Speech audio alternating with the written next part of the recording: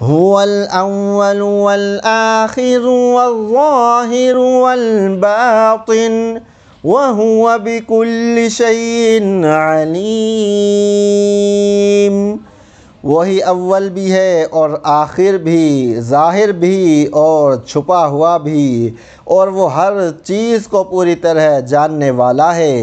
اللہ اول ہے یعنی اس سے پہلے کچھ نہیں، اور وہ آخر ہے یعنی جب سب کچھ فنا ہو جائے گا اور قیامت قائم ہوگی سب مر جائیں گے لیکن اللہ باقی ہوگا۔ اور پھر جو لوگوں کو جنت جہنم میں ہمیشگی ملے گی وہ بھی اللہ کی وجہ سے۔